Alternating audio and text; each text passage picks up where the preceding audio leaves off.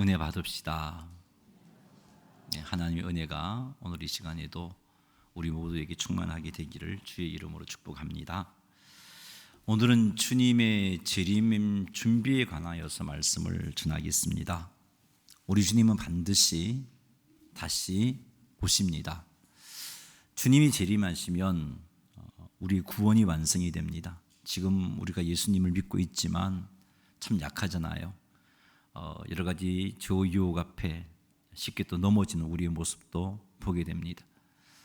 이런 우리의 모습을 볼 때 내가 과연 하나님 앞에 거룩하고 흠이 없는 모습으로 설 수 있을까 싶은 그런 생각도 듭니다. 하지만 우리 주님 재림하시면 우리는 하나님의 은혜로 말미암아 우리의 구원이 완성이 됩니다.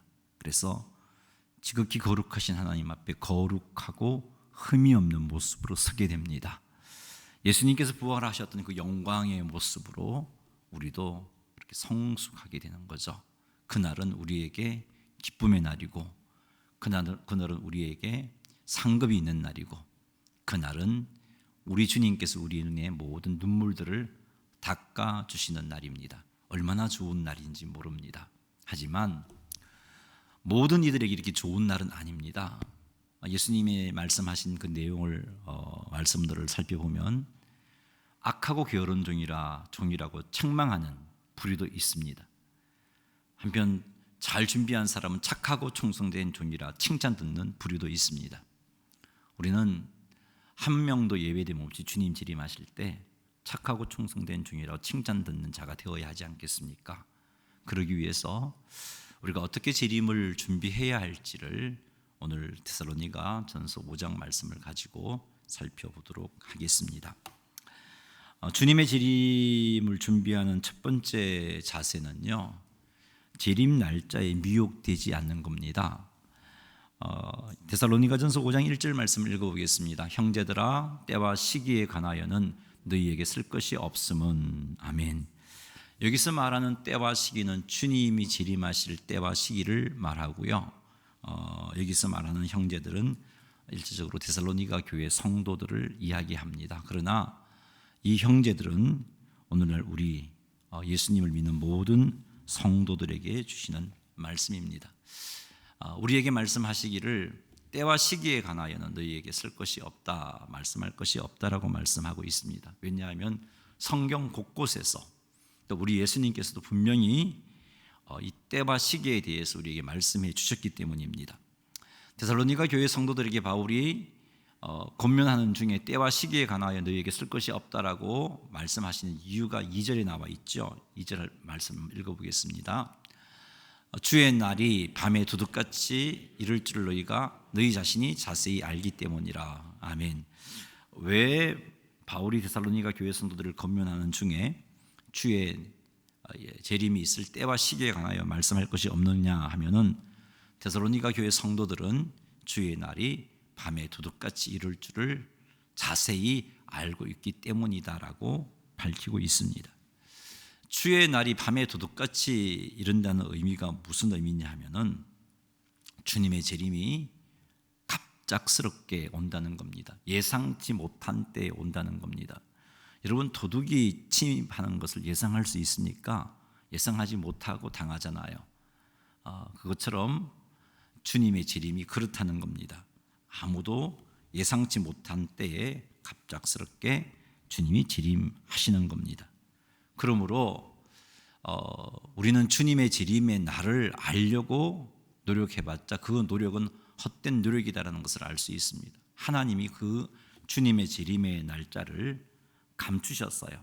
하나님은 그 날을 우리에게 알려주지 아니하십니다.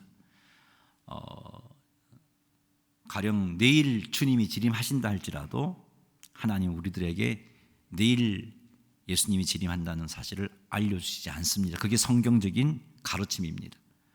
그때와 시기는 오직 하나님 아버지만 알고 있고요, 예수님 당신께서도 모르신다라고 말씀을 하셨습니다. 그러기에 우리는 때를 알려고 미혹당하지 말아야 됩니다. 이 말씀들은 벌써 2000년 전부터 예수님께서 또한 사도들을 통해서 분명히 말씀해 주셨음에도 불구하고 2000년 교회 역사를 돌아볼 때 때와 시기 때문에 미혹당한 성도들이 참으로 많습니다. 한국교회도 이 때와 시기 때문에 얼마나 많이 미혹을 당했습니까? 대표적인 게 다미성교회 10월 28일 날 주님 재림하신다라고 얼마나 한국을 떠들썩하게 만들었습니까? 다 틀린 겁니다. 물론 그들은 생생한 환상도 보았습니다. 28일이라고. 제가 연도는 기억이 안 나요. 88년 그쯤이지 싶은데 정확하게는 모르겠습니다. 연도는 기억이 안 나는데 10월 28일 날 주님이 재림하신다라고 기도하는 중에 우리가 환상을 보았다는 겁니다. 나름대로 체험이 있습니다. 그럼에도 불구하고 그건 틀린 겁니다. 왜 틀렸냐? 아무리 환상을 체험하고 꿈을 꾸고 계시를 받았다 할지라도 그 환상과 꿈과 계시가 우리에게 주신 하나님의 말씀과 일치하지 않는다면 그것은 옳은 환상도 아니고 옳은 꿈도 아니고 옳은 계시도 아닙니다. 하나님이 일하실 때 우리 하나님께서 계시한 것과 어긋나게끔 일하시는 분이 결코 아닙니다. 하나님은 질서의 하나님입니다. 하나님 모순되게 일하시는 분이 아니에요. 온갖 이유를 다 들이대면서 지금은 때가 악하기 때문에 그래서 특별하게 하나님 이러실 수밖에 없어서 날짜를 알려주신 거다라고 말해도 미혹당하지 마시기 바랍니다. 결코 우리 하나님은 우리들에게 재림 날짜를 알게 하지 않습니다. 대신 항상 깨어서 주의 재림을 준비하라고 말씀을 하시지 재림 날짜가 언제니까 그때 잘 준비하자 그렇게 말씀하지 않습니다. 그러니 혹이라도 여러분이 신앙생활하는 가운데 그 누군가가 여러분이 예상치 못했던 신비로운 표적과 기사를 행하면서 꿈을 꾸었다고 환상을 보았다고 계시를 받았다고 말하면서 재림 날짜를 언급한다면 그건 다 가짜입니다. 표적과 기사에 미혹되지 마십시오. 하나님의 말씀이 분명히 우리에게 언급하고 계십니다. 그날은 도둑같이 임하는 날이에요. 갑작스럽게 임하는 날이에요. 알 수 없는 날이에요.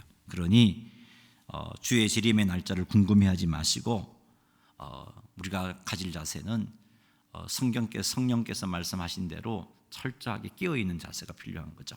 첫 번째 주님의 재림을 준비하는 자세, 재림 날짜에 미혹당하지 않는 겁니다.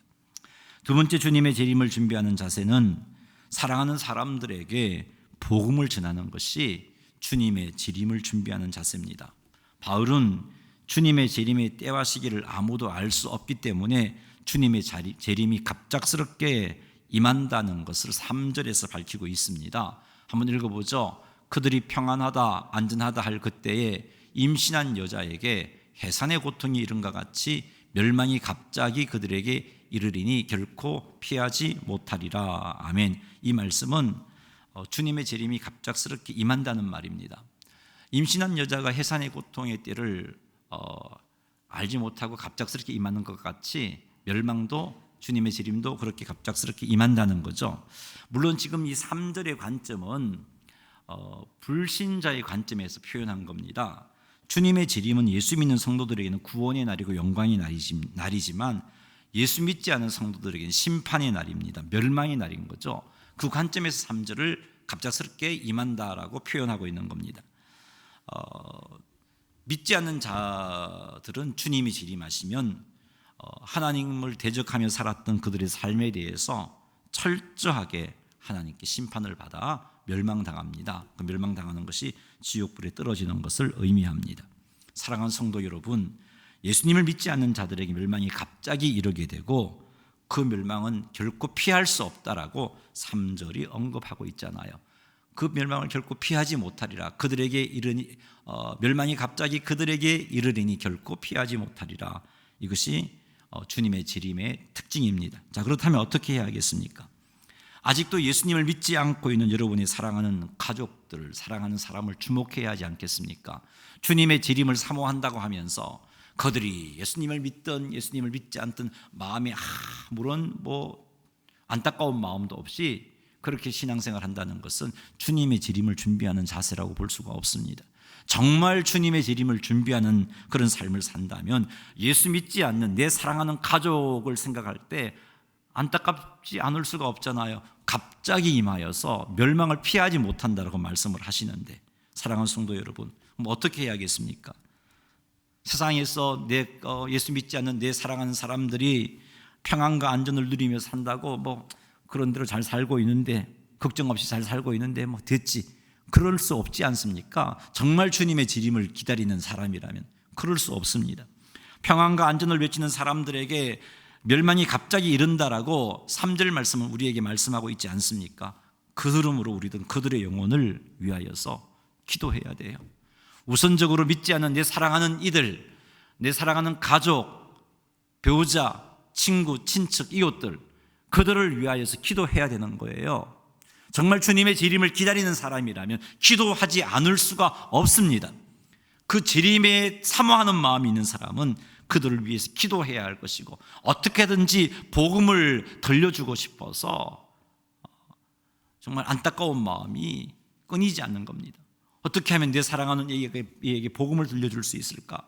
내가 준비해서 들려주기도 할 것이고, 또 다른 사람으로 통하여 듣게도 하고 싶은 마음들이 불같이 일어나는 거죠. 사랑하는 성도 여러분, 여러분의 친척, 가족, 이웃들의 영혼을 위해서 힘써 기도하는 것이 재림을 준비하는 자세인 것을 기억하시기 바랍니다. 꼭 복음을 그들에게 전하십시오. 기도하고 복음을 전하십시오. 그것이 재림을 준비하는 자세입니다. 저를 따라 한번 해보십시다. 만군의 하나님 여호와여, 저들을 구원하소서. 이런 기도를 하셔야 된단 말이에요. 여러분의 사랑하는 이들을 위하여서 정말 주님의 재림을 사모하고 재림을 기다리는 자라면 여러분이 사랑하는 이들을 위해서 이렇게 기도하지 않을 수가 없잖아요.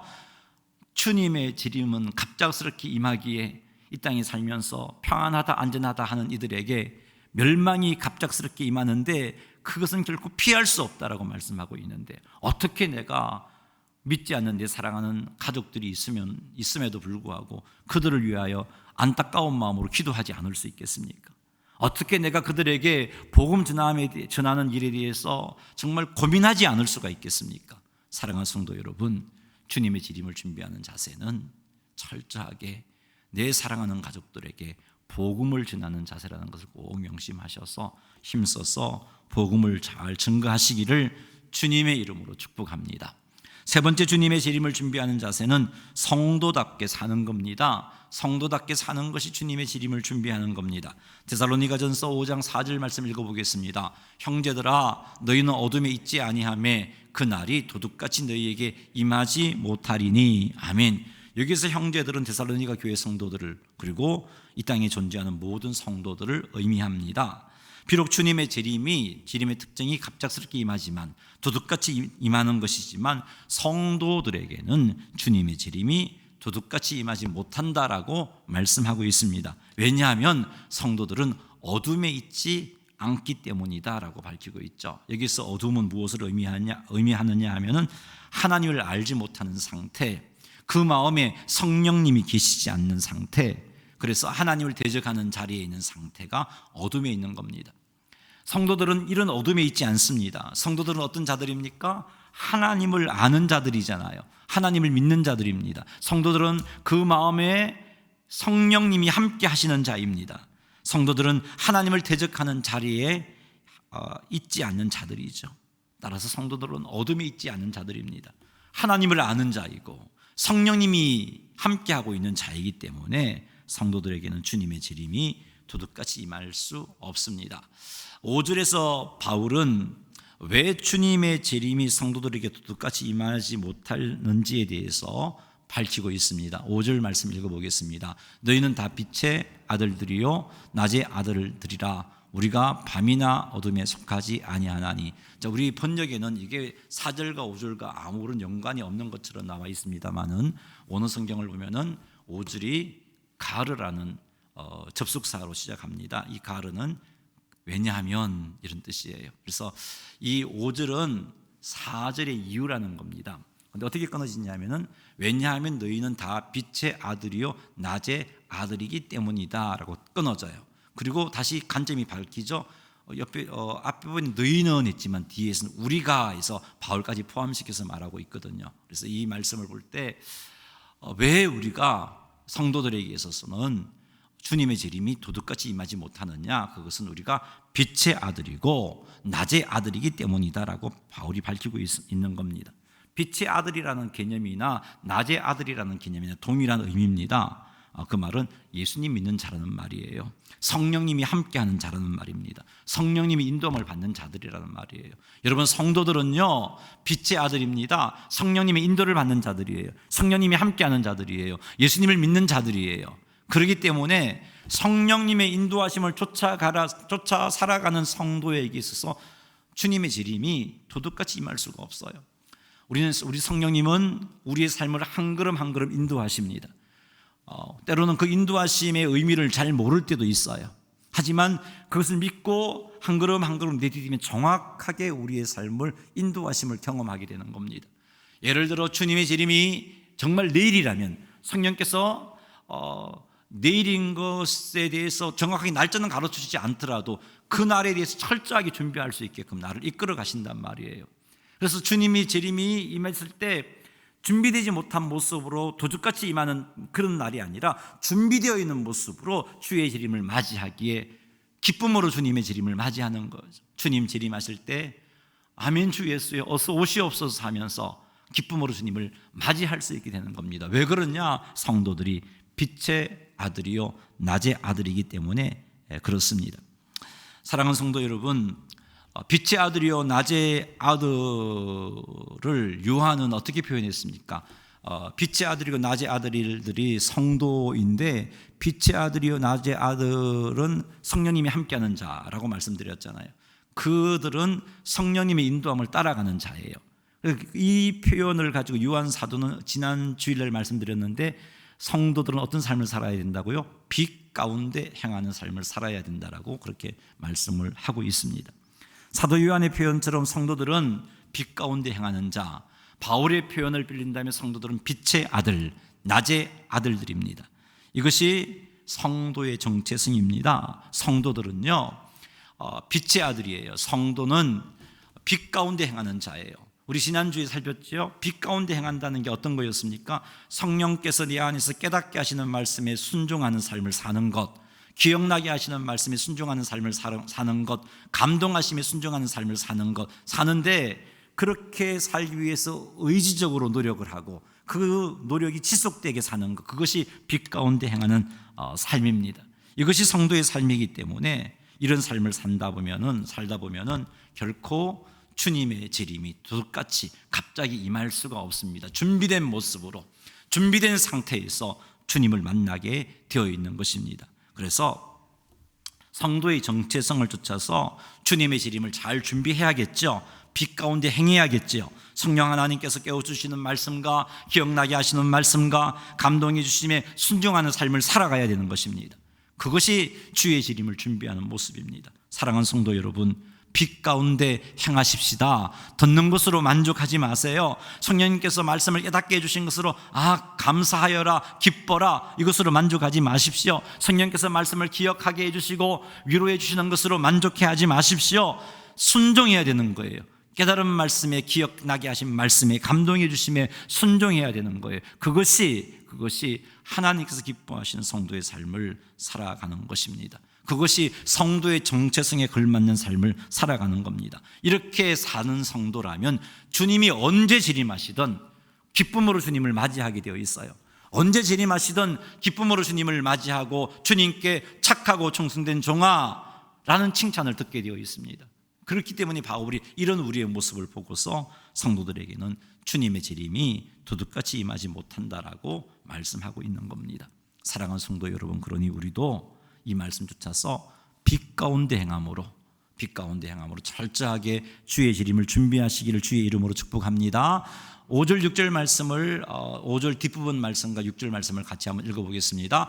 우리가 밤이나 어둠에 속하지 아니하나니 그러므로 우리는 다른 이들과 같이 자지 말고 오직 깨어 정신을 차릴지라. 아멘. 여기서 바울 자신을 표현해서 모든 성도들은 이런 자들이다 라고 또 달리 관점을 바꾸어서 표현하면 똑같은 의미인데 관점을 바꾸어서 표현합니다. 앞에서는 빛의 아들, 낮의 아들이라 그랬는데 이번엔 똑같은 의미지만 관점을 바꿔서 이렇게 표현했어요. 성도는 우리가 밤이나 어둠에 속하지 아니한 존재다라고 그렇게 말하고 있습니다. 밤이나 어둠에 속하지 않은 존재다라는 말은 달리 빛의 아들이요 낮의 아들들이라는 말입니다. 밤과 어둠의 의미를 앞에서 말씀드렸잖아요. 하나님을 모르는 상태, 성령님이 함께 하시지 않는 상태, 하나님을 대적하는 상태인데 우리는 여기에 속하지 않았어요. 여기에 속하지 않은 거꾸로 된 상태는 하나님을 아는 상태, 성령님이 함께하는 상태, 하나님을 대적하지 않는 삶을 사는 상태가 성도의 삶이라는 거죠. 이게 성도니까, 이게 성도의 모습이니까, 그러므로 이렇게 살자라고 바울이 말하는 거예요. 우리는 빛 가운데 행할 자이니까 그러므로 우리는 이렇게 살자라고 바울이 말하는데, 지금 6절을 바울이 지금 굉장히 강조하고 있는 거예요. 우리말에서는 그러므로라고 저렇게 표현을 하고 있습니다만은 원어 성경을 보면은 그러므로라는 접속사를 2번 쓰고 있어요. 헬라어 접속사 그러므로라는 접속사가 2가지가 있는데 아라라는 헬라어랑 운이라는 헬라어를 저 문장 앞에 2개 다 쓰고 있어요. 그러므로 쓰고 있어요. 왜 그 말을 2번이나 쓰고 있겠어요? 지금 6절에 대해서 내가 강조하고 싶다는 거예요. 저 6절 말씀이 그만큼 중요하다는 겁니다. 그러므로 우리는 다른 이들과 같이 자지 말고 오직 깨어 정신을 차릴지라 라고 말하고 있습니다. 왜냐하면 왜 이런 말씀을 하고 있냐면은 성도들 중에 밤이나 어둠에 속하지 않는 자가 성도인데, 성도의 정체성은 빛의 아들이고 낮의 아들인데, 성도들 가운데 성도임에도 불구하고 어둠의 아들들의 모습들을 가지고 사는 자들이 있기 때문에 이렇게 표현하고 있는 겁니다. 다른 이들과 같이 자지 말고, 저기 다른 이들은 어둠의 아들들이라고 표현할까요? 그런 표현 없지만, 다른 이들은 앞에서 이야기한 대로 표현한다면 성령님이 함께하지 않는 자들, 하나님을 모르는 자들입니다. 그들은 어둠에 행하고 밤에 행하지만, 어둠에 속하고 밤에 속했지만 우리는 그렇지 않잖아요. 그런데 성도임에도 불구하고 그들처럼 어둠에 속하여 자는 자들이 있다는 거죠. 그래서 바울이 성도는 그렇게 살아서 안 되고, 그렇게 사는 것은 주님의 재림을 준비하는 모습이 아니니까 그렇게 하지 말고 그러므로라고 강조하면서 오직 깨어 정신을 차릴지라라고 도전해주고 있는 겁니다. 사랑하는 성도 여러분, 우리가 듣기만 들으면, 행하지 않으면 여러분 점점 마음이 화인 맞은 양심이 됩니다. 듣기만 듣고 행하지 않으면 나중에 말씀을 들어도 감각이 없어지게 되는 거죠. 그러면 어떻게 삽니까? 말씀을 들었지만 내 생각대로 사는 겁니다. 그건 누구의 모습이에요? 성령님이 안 계신 자들의 모습인 거죠. 그렇게 살아서 안 된다는 거예요. 그래서 오직 깨어 정신을 차리라라고 바울은 도전해주고 있는 겁니다. 어쩌면 성도임에도 불구하고 이렇게 살면은 그 사람은 주님의 재림이 두둑같이 임함을 경험하게 될 것입니다. 사랑하는 성도 여러분, 우리의 삶을 한번 돌아보십시다. 빛 가운데 행하고 있는가? 성령님 깨닫게 하시는 말씀대로 순종하며 살고 있는가? 여러분이 생활하는 가운데 성령님께서 어떤 말씀을 기억나게 해주셨을 때 그 생활 속에서 그 기억나게 하신 말씀에 순종하며 살아가고 있는가? 성령님이 감동해 주심에 순종하고 있는가 살펴보십시오. 그렇지 않다면 우리는 자고 있는 거예요. 성도임에도 불구하고 자고 있는 거예요. 바울은 도전하고 있습니다. 자지 말고 깨어 정신을 차릴지라라고 도전해 주고 있습니다. 어둠에 속하지 아니한 자임에도 불구하고 어둠에 행하고 있지는 않은지, 성령께서 깨닫게 하시고 기억나게 하신 말씀에 불순종하고는 있지는 않은지, 마치 성령님이 함께 하시지 않는 자처럼 자기 생각을 쫓아 마음대로 살아가고 있지는 아니한지 살펴보십시오. 사랑하는 성도 여러분, 빛 가운데 행하십시다. 이것이 주님의 재림을 준비하는 자세입니다. 이렇게 행해야 주님의 재림이 갑작스럽지 않습니다. 이렇게 행해야 주님 재림하실 때 기쁨으로 주님을 맞이할 수 있습니다. 빛 가운데 행해야 주님 재림하실 때 착하고 충성된 종이라고 들을 수 있어요. 먼 큰 것을 떠올리지 마세요. 하루하루 살아가면서 하나님께서 주시는 말씀에 순종하는 삶을 사는 거예요. 큰 것을 하려고 하지 마세요. 그냥 내게 주시는 말씀에 순종하는 것부터 시작을 해보세요. 그 말씀을 쫓아서 하라 하시면 하는 거예요. 하지 말라 하시면 멈추는 거예요. 끊어내라 하시면 끊어내는 거예요.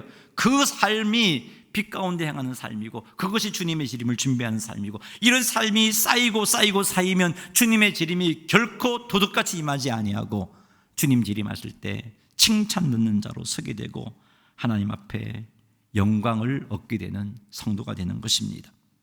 그러니 사랑하는 성도 여러분, 철저하게 빛 가운데 행하는 삶을 살아서 주의 재림을 잘 준비하시는 성도님들이 다 되시기를 주님의 이름으로 축복합니다. 그 다음 주님의 재림을 준비하는 자세는요, 믿음과 사랑과 구원의 소망으로 무장하는 겁니다.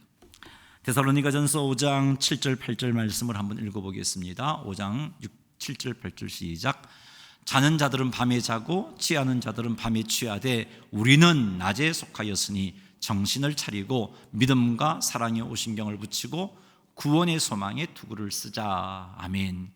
우리는 낮에 속하였으니, 우리의 정체성은 낮의 아들들, 빛의 아들들이니 저 밤에 속한 자들처럼 밤에 자고 취하는 그런 삶을 살지 말고 그렇게 살지 않기 위해서 정신을 차리자는 거죠. 그렇게 살지 않기 위해서 믿음과 사랑의 호신경을 붙이고 그렇게 살지 않기 위해서 구원의 소망의 투구를 쓰자라고 말하고 있습니다. 호신경이라는 것은 흉배를 말하죠. 좀 쉽게 이해시키면 방탄조끼 같은 거예요. 그거 입자는 거예요. 그런데 어떤 방탄조끼? 믿음과 사랑의 방탄조끼라고 말하고 있습니다. 사단이 우리를 흔들어대고 공격할 때 그 흔들리는 공격 앞에서도 빛의 자녀답게 살아갈 수 있으려면 무엇이 필요하냐? 믿음이 필요하고 사랑이 필요한 겁니다. 어떤 믿음이냐? 하나님에 대한 믿음이에요. 하나님이 나를 사랑하신다는 믿음, 하나님이 나를 인도하시고 보호해 주신다는 믿음, 하나님이 선하시다는 믿음, 하나님의 인도하심은 언제나 진리고 정확하고 옳다는 믿음, 이 믿음으로 무장하라는 겁니다. 그래야 사단이 우리를 흔들어도 주의 말씀 앞에 성령께서 깨닫게 하시는 진리의 말씀에 순종할 수 있어요. 그래서 바울이 믿음으로 무장하라는 겁니다. 그리고 사랑으로 무장하라는 것은 하나님의 사랑을 느끼라는 거예요. 하나님의 사랑을 느끼며 살아가는 사람은요, 그 사랑 때문에 주님을 신뢰할 수 있는 겁니다. 날 구원해 주신 십자가의 사랑을 기억하고 감사하는 사람은요, 주님을 신뢰하지 않을 수가 없어요. 하나님과 대적된 나를 포기하지 아니하시고 살려주신 하나님의 사랑을 기억하는 사람은 주님이 날 사랑하신다는 확신 가운데 살 수밖에 없어요. 수없이 하나님의 마음을 아프게 했지만 포기하지 아니하시고 인내하시고 참아주시며 나를 다듬어 가시는 하나님의 사랑을 기억하는 사람은 하나님의 사랑을 신뢰하게 되어 있습니다. 무엇보다도 나 때문에 독생자를 십자가에 죽게 하신 하나님의 사랑이 감사하는 사람은 주님의 사랑으로 무장했기 때문에 사단이 흔들어대도 주님의 말씀은 나를 사랑하신 하나님이 주신 말씀이니까 내게 유익한 것을 알고 거기에 순종함으로 빛 가운데 행할 수가 있는 겁니다. 그래서 바울이 믿음과 사랑의 호신경을 붙이라고 도전해 주고 있는 겁니다. 그리고 구원의 소망의 투구를 쓰자 그랬어요. 주님의 구원에 대한 소망이 확실한 사람은 현재 상황이, 현재의 내 형편이 저 밑바닥까지 떨어지는 아픔을 겪는다 할지라도 하나님을 신뢰하게 되어 있습니다. 그 하나님을 신뢰하기 때문에 그런 상황 가운데서 하나님의 인도하심을 쫓아갈 수 있죠. 빛 가운데 행할 수 있죠. 그러므로 주의 재림을 준비한 모습으로 설 수 있는 거예요. 그래서 구원의 소망의 투구를 쓰자 그랬어요. 사랑하는 성도 여러분, 주님의 재림을 잘 준비하는 삶을 살아야 되는데 그것이 빛 가운데 행하는 삶이잖아요. 빛 가운데 행하는 삶을 제대로 잘 살려면 믿음, 하나님에 대한 믿음이 있어야 됩니다. 그리고 하나님의 사랑에 대한 확신 속에서 살아가야 됩니다. 그리고 구원의 소망에 대한 확신도 있어야 됩니다. 믿음과 사랑과 구원의 소망에 대한 확신을 잘 갖추기 바랍니다. 근데 여기 어떻게 갖출 수 있어요? 하나님과의 교제를 통해서 갖출 수 있는 거예요. 하나님과의 교제. 하나님과의 교제는 어떻게 이루어지죠? 빛 가운데 행하면 우리가 서로 사귐이 있고, 요한일서에 우리 지난주에 살폈죠. 빛 가운데 행하는 거예요. 그러면 더욱더 주님과의 사귐 속에서 하나님에 대한 믿음도 더 분명해지고 하나님의 사랑도 더 분명해지고 구원의 소망도 더 분명해져서 주님의 재림을 잘 준비할 수 있게 되는 겁니다. 더욱더 빛 가운데 행함으로 믿음과 사랑과 구원의 소망을 갖추어서 주의 재림을 철저하게 잘 준비하시는 성도님들이 다 되시기를 주님의 이름으로 축복합니다. 마지막으로 하나만 살피고 말씀을 마치겠습니다. 마지막 준비하는 것 자세는요, 피차 권면하고 서로 덕을 세우는 겁니다. 데살로니가전서 5장 9절 말씀을 한번 읽어보겠습니다. 5장 9절 말씀. 하나님이 우리를 세우심은 노하심에 이르게 하심이 아니요 오직 우리 주 예수 그리스도로 말미암아 구원을 받게 하심이라. 아멘. 여기 우리를 세우셨다는 것은 하나님이 우리를 택하시고 부르시고 구원하셨다는 거예요. 하나님 우리를 택하시고 창세전에 우리를 택하시고 우리를 하나님 구원의 섭리 가운데 불러 예수 믿는 자리로 불러주신 이유는 어떻게 하기 위해서, 목적이 뭐냐? 우리 주 예수 그리스도로 말미암아 구원을 받게 하기 위해서다라는 겁니다. 하나님은 신실하신 하나님이에요. 하나님이 그 계획을 세웠다면, 신실하신 하나님이 그 계획을 세웠다면 어떠한 일이 있어도 이루어집니다. 신실하신 하나님이 세운 계획이라면. 신실하신 하나님은 나를 구원하기 위해서 나를 세우셨어요. 그러므로 내 구원은 틀림이 없다는 말, 지금 그 말을 바울이 9절에서 하고 있어요. 10절 말씀도 읽어보겠습니다. 예수께서 우리를 위하여 죽으사 우리로 하여금 깨어있든지 자든지 자기와 함께 살게 하려 하셨느니라. 아멘. 예수님이 우리를 위해서 죽으셨던 것은 십자가의 죽음이죠. 예수님께서 십자가에 죽으신 이유가 있어요. 왜 죽으셨냐? 우리로 하여금 깨어있든지 자든지 자기와 함께 살게 하려 하셨느니라. 여기 깨어있다는 것은 주님이 재림하실 때 살아있는 상태, 주님이 재림하실 때 살아있는 자들도 주와 함께 살게 하려고 그렇게 주님이 십자가에서 죽으셨고, 여기 자든지는 주님이 재림하실 때 죽어 있는 자, 이렇게 우리 신앙생활 잘하고 죽어 있는 성도들 말이에요. 주님 재림하실 때 다시 살아서 주와 함께 살게 하려고 주님이 십자가를 지셨다는 겁니다. 우리 예수님도 하나님이잖아요. 신실하신 분이고 그분에겐 실수함이 없습니다. 저 목적을 가지고 우리를 위해서 이미 2000년 전에 죽으셨어요. 그러면 자든지 깨어있든지 자든지 우리는 틀림없이 주와 함께 살게 되어 있으면 이게 구원입니다. 예수님이 십자가에 죽으심을 생각하면서 구원을 확신하라는 거예요. 우리의 구원은 9절과 10절에서 바울은 무엇을 강조하냐면, 우리의 구원은 하나님의 택하심을 보더라도 틀림이 없고 예수님의 십자가에 죽으심을 보더라도 틀림이 없다. 이 구원이 틀림이 없음을 확신을 하고서 그 다음에 무엇을 해야 되느냐? 11절 말씀 읽어보겠습니다. 그러므로 피차 권면하고 서로 덕을 세우기를 너희가 하는 것 같이 하라. 구원이 틀림이 없으니까 권면하라는 거예요. 그래서 낙심한 지체들, 슬픔을 당한 지체들, 고난당한 지체들을 권면합니다. 하나님이 우리를 틀림없이 구원해 주시니까 우리 조금 인내하자, 하나님 바라보자, 같이 기도하자라고 권면했는데, 만약에 9절에 10절에 확신이 없다면, 구원의 확신이 없다면 이 권면은요 그냥 희망사항으로 끝나버릴 수 있잖아요. 제대로 된 권면이 아닐 수 있는 거예요. 그래서 바울이 9절과 10절에서 강하게 하나님께서 우리를 세우시고 예수님께서 십자가에 죽으신 이유는 우리를 구원하시기 위함이니까, 그러므로 이것을 확신하고 그러므로 피차에 권면하자라고 바울이 도전해 주고 있습니다. 여기 권면한다는 말은 슬픔과 고난을 당하는 자와 함께 하면서 함께 울고 그들의 슬픔과 고난을 공감해 줌으로 슬픔과 고난을 이렇게 좀 견딜 수 있게 나누는 그런 과정들을 권면이라고 말하고 있습니다.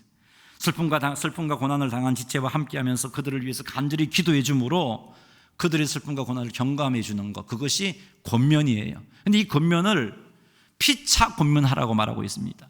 목회자가 성도들이 권면하는 게 아니고 성도들도 목회자를 권면하고, 왜냐하면 목회자나 성도는 동일하게 슬픔과 고난이 노출되어 있습니다.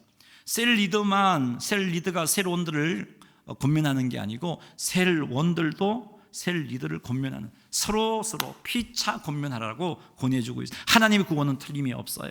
우리가 영적 전쟁을 치르다 보면 슬픈 일도 당하게 되고 고난을 겪게 돼요. 그때 그 슬픔과 그 고난을 공감해 주면서 함께하고 함께 울어주고 함께 기도해 줌으로 그 고난을 가볍게 해주는 일을 서로 하라는 겁니다. 그래야 끝까지 주님의 재림을 위해서 믿음을 지켜낼 수 있기 때문에 이런 말씀을, 이런 명령을 하고 있는 겁니다. 사랑하는 성도 여러분, 피차 권면하는 이 일 힘쓰시기를 주의 이름으로 축복합니다. 여러분 주변에 슬픔을 당하는 일, 고난 당하는 이들이 있으면 그냥 외면하지 마시고 공감하시고 그들과 함께 해주고 그들과 함께 울면서 그들을 위해서 기도하면서 그들의 슬픔과 고난을 같이 나누는 일을 하시기 바랍니다. 그것이 권면입니다. 그것이 히브리에서 말하는 파라칼레오, 그 권면이라는 뜻입니다. 그 다음 덕을 세우라는 말이 있습니다. 여기 덕을 세운다는 것은 더 성숙하게 하라는 거예요. 더 영적으로 성숙하게 하는 것, 더 거룩하게 하는 것, 더 거룩할 수 있도록 도와주라는 겁니다. 서로가 우리 모두는 다 부족한 존재들이에요. 영적 공격을 받기 때문에 흔들릴 수 있는 존재들이에요. 그래서 서로가 더 성숙할 수 있도록 도와줘야 되고 더 거룩해질 수 있도록 도와줘야 되는데 어떻게 그렇게 도와줄 수 있겠어요? 서로가 덕을 세우는 방법은 서로를 위해서 중보 기도하는 거겠죠. 그리고 서로를 권해서 은혜의 자리로 함께 갈 수 있도록 이끌어가는 거겠죠. 이런 삶을 살라는 겁니다. 주님의 재림을 준비하는 자세, 마지막 이 피차 권면하고 서로 덕을 세우는 게 얼마나 중요한지 몰라요. 우리는 항상 거룩해지기 위해서 노력해야 되고 항상 더 성숙하기 위해서 노력해야 돼요. 영적으로 항상 깨어서 더 거룩해지고 더 성숙하기 위해서 노력해야 되는데 그 일을 우리 혼자는 못해요. 서로가 그 일을 할 수 있도록 서로가 도와줘야 돼요. 서로가 서로를 위해서 영적으로 더 거룩해지고 성숙할 수 있도록 기도로 밀어줘야 되고 은혜 받는 자리에 이끌어줘야 되는 거죠. 우리가 언제나 한결같이 못하잖아요. 오늘은 성령 충만하고 열정적이었는데 우리의 믿음이 시들해질 때가 있어요. 그때 옆에 있는 내가 이끌어서 은혜 받는 자리로 끌고 가는 거예요. 그런 삶을 사는 게 서로 덕을 세우는 거예요. 이 서로 덕을 세우는 것을 계속해서 하는 이것이 주님의 재림을 준비하는 겁니다. 사랑하는 성도 여러분, 우리 주님은 반드시 오시는데 우리 모두 이런 삶을 살아서 그 주님의 재림이 도둑같이 임함이 아니고 기쁨의 날이 되고 감격의 날이 되도록 해야겠습니다. 그래서 살펴보시고 피차 권면하는 일, 슬픔과 고난을 나누는 일에 힘쓰시고 더 거룩해지고 더 성숙할 수 있도록 기도해주고 이끄는 삶, 은혜 받는 자리로, 말씀을 듣는 자리로, 말씀을 배우는 자리로 이끄는 삶을 사셔서 정말 우리 모두가 한 명도 예외됨 없이 주님께서 기뻐하시는 모습으로 믿음 잘 준비해서 주님을 기쁨으로 맞이할 수 있게 되기를 주의 이름으로 축복합니다. 말씀을 맺겠습니다. 주님의 재림을 준비하는 방법은 첫째는 재림 날짜에 미혹되지 않는 겁니다. 날짜에 관심 가지지 마십시오. 주님이 언제 재림하실지 모르기 때문에 우리가 갖춰야 될 것은 항상 빛 가운데 행하는 삶을 사는 거죠. 그래서 주님의 재림을 준비하는 방법은 빛 가운데 행하는 겁니다. 그리고 믿지 않는 자들에게 멸망은 갑작스럽게 임하잖아요. 이것을 안다면 우리는 주의 재림을 준비하는 자로서 내 사랑하는 이들에게 힘써서 복음을 전하는 삶을 살아가야 되는 거예요. 사단이 끊임없이 흔들어대기 때문에 우리는 믿음과 사랑과 구원의 소망으로 무장해야 되는 거예요. 마지막에 피차 권면하고 서로 덕을 세우는 일에 힘써서 우리 모두가 주님 재림 잘 준비하셔서 우리 주님의 재림이 영광의 날이 되시고 칭찬 듣는 날이 되시고 아멘 주 예수여 어서 오시옵소서라고 하나님께 찬양하는 날이 되시기를 주님의 이름으로 축원합니다. 찬송가